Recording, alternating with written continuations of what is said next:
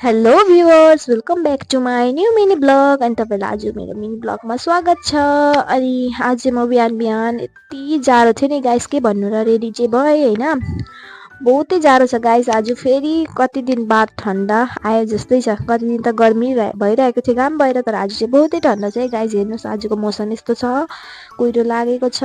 अनि म चाहिँ अब स्कुल जाने टाइम पनि भइसक्यो, 11 बजी पनि यस्तै छ है आजको डे। अनि म निस्किँदैछु स्कुलको लागि। अनि स्कुल आइसकेर यो मैले सानो डगीलाई देखेँ, भर्खरै जन्मेको छ यो, 1 मन्थ पनि पुगेको छैन बिचरा।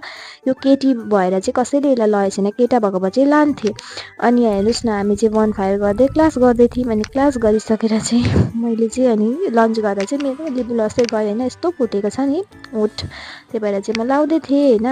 अनि त्यहाँबाट चाहिँ म यहाँ बाहिर गएर नानीहरू खेल्दै थिएँ अनि बसि पनि रहेको थिएँ। अनि मैले अघि भन्दै थिएँ गाइस त्यो डगीको कुरा होइन, बिचरा केटी भएको भए त सबैले हेला गरेँ होइन, केटी भयो भनेर, केटा भएको भए चाहिँ सबैले लान्थे। म त्यही भन्न चाहन्छु, त्यस्तो पशुहरूलाई चाहिँ नगर्नुहोस्, यस्तो पशुहरूलाई पनि यस्तो तुलना चाहिँ नगर्नु होला, केटाकेटीमा फरक। अनि म घर पनि आइसकेँ छुट्टी भएर, हेर्नुभयो होला तपाईँहरूले।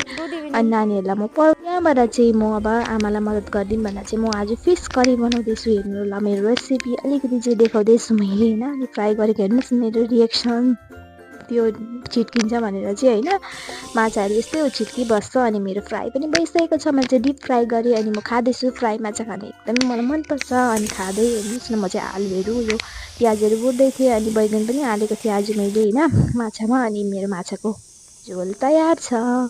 कस्तो लाग्दैछ गाइज भन्नु होला कमेन्टमा। अनि त्यहाँबाट म पढ्नुतिर लागेँ, आफ्नो पनि पढ्नुपर्छ अनि म्यामलाई पनि पढाउँदैछु। सो आजको मिनी ब्लगमा चाहिँ यतिमै एन्ड गर्न चाहन्छु। तपाईँलाई भिडियो राम्रो लाग्यो भने लाइक गरिदिनुहोस्। By by, subscribe more, thank you, love you guys.